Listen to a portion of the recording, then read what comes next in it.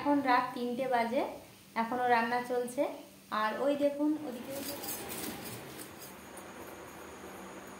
নমস্কার, আরও একটি ব্লগে আপনাদের সবাইকে স্বাগত জানাই। আজকে রান্না পুজো আর এখন বাজে বিকেল 5:30। তো এখন থেকেই ব্লগটা শুরু করছি।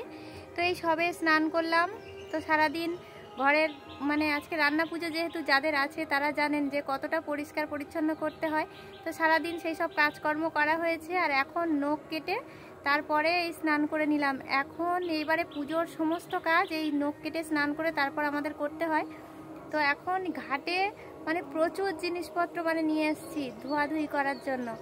আর অন্য বছর 2-3 বছর কি 4 বছর হচ্ছে তো খুব কম এ বাড়িতে লোকজন রান্না পুজো হচ্ছে।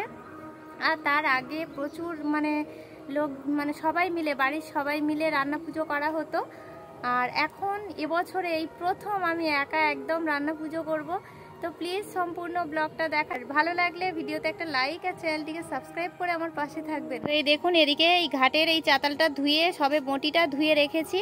আর এখনও বাসন ডাবর জলের পট, এই দেখুন কয়েকটা কলা পাতা কেটে রেখেছি, হাঁড়ি, তারপর কড়া, যে বাসনগুলো ব্যবহার করা হবে সব এই নখ কেটেই পরিষ্কার করতে হবে। তো সবগুলোই মাজা ধোয়া, কিন্তু আবার মেজে ধুয়ে নিয়ে যেতে হবে। আর পুকুরের কয়েকটা মাছ ধরেছি, তো দেখাই সেগুলো আপনাদেরকে। পুকুরের মাছ যেহেতু পুজোতে দিতে হয়, আমাদের পুকুর আছে সেই জন্য। আর আমার শ্বশুরমশাই যখন সুস্থ ছিলেন তখন যতই বড় বড় মাছ কিনে নিয়ে আসুক না কেন, পুকুরের 2-1টা মাছ পুজোর জন্য দিত। তো আমি ছিপ ফেলে এই কটা মাছ ধরেছি। তো চলুন এগুলো সব ধোয়াধুয়ি করি আর সঙ্গে থাকুন পুরো ব্লগটা। এই দেখুন জাল ফেলে এই 3টে মাছ পেয়েছি, আর আমি ছিপ ফেলে কত মাছ ধরেছি। সন্ধ্যা হয়ে আসছে বলে আগে পাতাগুলো কেটে রেখেছিলাম। এই কলা পাতার উপরে সবজি কেটে রাখা হবে। আর রান্নার পরে রান্নাগুলো এই কলা পাতা দিয়ে ঢেকে রাখতে হবে। রাত্রিবেলা যেহেতু পাতা কাটতে নেই, সেই জন্য আমি বিকেলবেলা কেটে গুছিয়ে রেখেছিলাম। আর এখন এই নখ কেটে আবার সেগুলো ধুয়ে পরিষ্কার করে রেখে দিলাম। আর এই দেখুন দুপুরে রান্না খাওয়া করে নিয়ে বাসনপত্র সব এখানে মেজে রেখে গেছিলাম। ওই যে বললাম নখ কেটে তারপরে এগুলো আবার ধুয়ে গঙ্গা জল ছড়িয়ে তারপর রান্নাঘরে নিয়ে যেতে হবে। তো সেই জন্য এখানে সবগুলোই আছে, হাঁড়ি কড়া, আবার বাটি, হাতা, খুন্তি যা লাগবে সব আমি এই ধুয়ে নিয়েছি। আর কিছুটা আছে। তো এই দেখুন বেশি বাসনপত্র ধুয়ে নিয়েছি, বেশিটা আর কম আছে। তো ডাবর ধুয়ে নিয়েছি। আর এখন জলটা নিয়ে আসবো, সন্ধে হয়ে যাচ্ছে যেহেতু জ্বালানিগুলো নিয়ে আসবো। আর অল্প 2-1টা বাসন আছে, এগুলো পরে ধুয়ে নেওয়া যাবে। তো সন্ধ্যা হয়ে আসছে, আগে জ্বালানিগুলো গুছিয়ে নেব, তারপর কলে যাব, জল নিয়ে আসবো। আর এই দেখুন এইখানে মাটির যেখানে আমি রান্না করতাম এখানে পরিষ্কার করে এই যে একটা উনুন করা হয়েছে, এইখানে পুজোর ভাতটা করব। শুধু পুজোর ভাত আর যে পান্তা ভাত যেটা হবে সেই ভাতটা করব এই উনুনে করে নেব সন্ধ্যার পরেই। আর বাকি রান্নাগুলো সব রান্নাঘরেই করব। তো এখন জ্বালানিগুলো তুলে নিই, দেখতে থাকুন। আর জ্বালানিগুলো তোলার আগে গঙ্গা জল ছড়িয়ে তারপর জ্বালানি তুলতে হয়। আর এই এই রান্না পুজো করতে আসলে এই রান্নাঘর থেকে যতবার বাইরে বেরোনো হবে, জল আনতে হোক আর বাইরের দিকে যদি বেরোনো হয় তো জল আনা হোক, কোনো সবজি আনা হোক, যাই আনা হোক, ওই রান্নাঘরে ঢোকার আগে গায়ে গঙ্গা জল ছড়িয়ে যে জিনিস নিয়ে যাব সেই জিনিসেও গঙ্গা জল ছড়িয়ে তারপর নিয়ে যেতে হয়। তো এখন গঙ্গা জলটা নিয়ে আসবো, নিয়ে এসে ওখানে গঙ্গা জল ছড়িয়ে দিয়ে তারপর জ্বালানিগুলোই গঙ্গা জল দিয়ে তারপর উনুন ধারে রাখবো। তো দেখতে থাকুন পুরো ভিডিওটা। আগে গঙ্গা জলটা রান্নাঘরে ভালোভাবে ছড়িয়ে নিচ্ছি। আর জানেন তো, জীবনের এই প্রথম ফার্স্ট টাইম আমি একা রান্না পুজো করছি। তো মনে মনে ভয় লাগছে যে কি হবে না হবে। তো কখনোই তো করিনি। বিয়ের আগে আমার বাপের বাড়িতেও আছে আর মামার বাড়িতেও এই রান্না পুজো আছে। তো আমি বাপের বাড়িও কোনোদিন দেখিনি যে কেমন করে রান্না পুজো করে। আর মামার বাড়ি মামিমার কাছেই বড় হওয়া, মামিমার কাছে কখনোই আমি রান্না পুজোর সময় কখনো জেগে থাকিনি। মামিমাই একাই রাত্রে আমাদের খাইয়ে দিয়ে আমরা ঘুমিয়ে পড়তাম, তারপর মামিমা রান্না করতো। তা কখনোই দেখিনি। আর কিভাবে কি করে জানি না। এ বাড়িতে এসেও নিজে হাতে কোনো দিন কোনো কিছুই করতে হয়নি, সবাই মিলে একসাথে করেছি।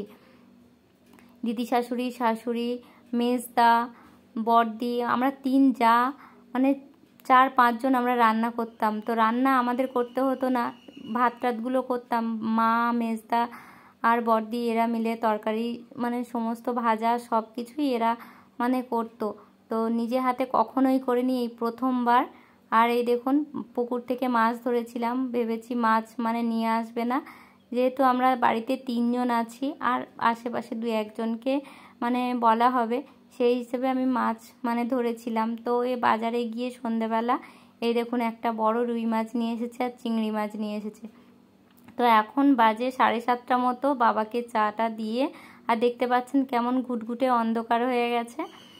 তো এখন মাছ চিংড়িগুলো আমি কেটে নিচ্ছি, আর কেটে নিয়ে তো আরও অনেক কাজ আছে, তো আপনারা মানে পুরো শেষ পর্যন্ত দেখে ভিডিওটা যদি আপনাদের ভালো লাগে প্লিজ ভিডিওতে একটা লাইক আর চ্যানেলটিকে সাবস্ক্রাইব করতে কিন্তু ভুলবেন না। তো এই দেখুন মাছ টাছ কেটে নিয়ে এসে এই সবজিগুলো একবার ধুয়ে নিয়েছিলাম, আবার দ্বিতীয়বার করে সবজিগুলো ধুয়ে নিচ্ছি, কারণ এই রান্না পুজোর সবজিগুলো রান্না মানে কাটার পরে আর ধোয়া যায় না, সেই জন্য আমি এই 2বার করে ভালোভাবে ধুয়ে আর এই দেখুন সবজি কাটতে বসে গেছি। তো সবজি টবজি কেটে নিয়ে এখন বাজে মানে 10:30 মতো, এখন এই পুজোর ভাতটা বসাবো। এই ঠাকুরের ভাত না হওয়া পর্যন্ত আমি অন্য কোনো কাজ মানে করতে পারবো না। এদিকে যে ভাত বসিয়ে দিয়ে আমি রান্নাঘরে গিয়ে মানে অন্য তরকারি বা ভাজা টাজা কিছু করব, সেগুলো আমি কিছুই করতে পারবো না। আগে এই ঠাকুরের ভাত হবে, তারপর অন্য কিছু। তো আজকে অনেকটাই রাত হয়ে গেছে, তো ভয়ে ভয়ে মানে রান্না করছি, কখনোই তো করিনি। তো প্রথমে প্রদীপ জ্বালিয়ে ধূপ দিয়ে মানে হাঁড়িতে উনুনে সিঁদুর দিয়ে এখানে মানে সিধে সাজিয়ে চাল, টাকা, পান, তারপর সুপারি সব দিয়ে তারপর উনুনটা জ্বালাতে হয় প্রণাম করে। তো আমি সেইভাবেই মানে করছি। আর যখন আমরা সবাই মিলে একসাথেই রান্না পুজোটা করতাম তখন না মানে 8টা 8:30টার মধ্যে রান্না বসে যেত, 2টো উনুন 3টে উনুন জ্বলতো, আবার মানে গ্যাসও জ্বলতো, গ্যাসে ভাজাভুজিগুলো হতো। যেহেতু আমরা 5-6 জন সবাই মিলে একসাথে মানে কাজ করতাম, সেই জন্য মানে কষ্ট তো মনেই হতো না, আনন্দ হতো প্রচুর। আর এই প্রথম বলছি না, এই প্রথম আমি একা একা মানে রান্না পুজো করছি। এর আগে মানে পারি আর না পারি মানে ছিলাম, জেগে থাকতাম বা দেখতাম, পুজোর পরের দিন মানে লেগে দিতাম, যেহেতু অনেক রকম সমস্যা থাকে ঠাকুরের কাজ, সেই জন্য আসতে পারতাম না।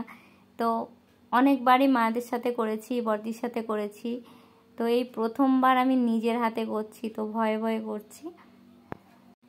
আর এই দেখুন উনুনটা বেশ সুন্দরভাবে জ্বলে গিয়েছে, আর ভয়ে ভয়ে ভাতটাও ঠাকুরের মানে ভাতটা করে নিয়েছি। আর এখন যে পান্তা ভাত হবে সেই মানে সিদ্ধ চালের ভাত, ওটা ঠাকুরের ভাতটা হয়েছিল আতপ চালের ভাত, আর এটা সিদ্ধ চালের ভাত হবে। তো ভাতটা বসিয়ে দিয়ে এখানে কাঠ দিয়ে দেব জ্বালিয়ে। আর জানেন তো এইবারে আমি রান্নাঘরে গিয়ে মানে সব কাজ করতে পারবো গ্যাস জ্বালিয়ে, তো সেই জন্য ভাতটা বসিয়ে দিয়ে আগে আমি মাছটা ভাজা বসিয়ে দিয়েছি। তো ওদিকে ভাত তো কাঠ দিয়ে দিয়েছি, আর উনুনটা কাঁচা উনুন, কিন্তু এত সুন্দর জ্বলছে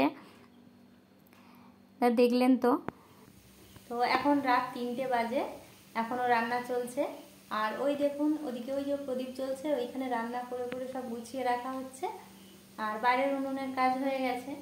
আর এখন 3টে বাজে, একটা তরকারি বাকি আছে মানে হয়ে এসছে, আর নারকেলের ছাইটা মানে তৈরি করলে হয়ে যাবে। তো আর এই প্রথম মানে আমি একা, এত বছর পর আমি একাই রান্না পুজো মানে করছি একাই।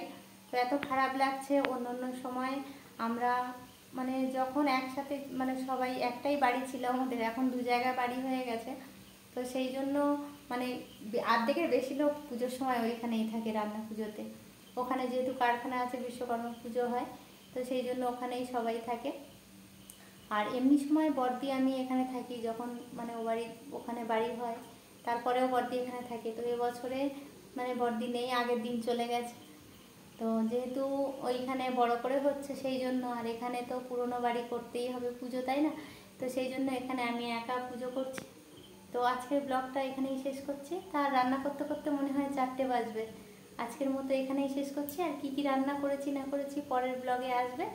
তো আপনারা যারা সাবস্ক্রাইব করেননি এখনো পর্যন্ত প্লিজ চ্যানেলটিকে সাবস্ক্রাইব করে আমার চ্যানেলের পাশে থাকবেন, আর যারা সাবস্ক্রাইব করেছেন অসংখ্য ধন্যবাদ। আজকের মতো ব্লগটা এখানেই শেষ করছি। সবাই সুস্থ থাকবেন, ভালো থাকবেন।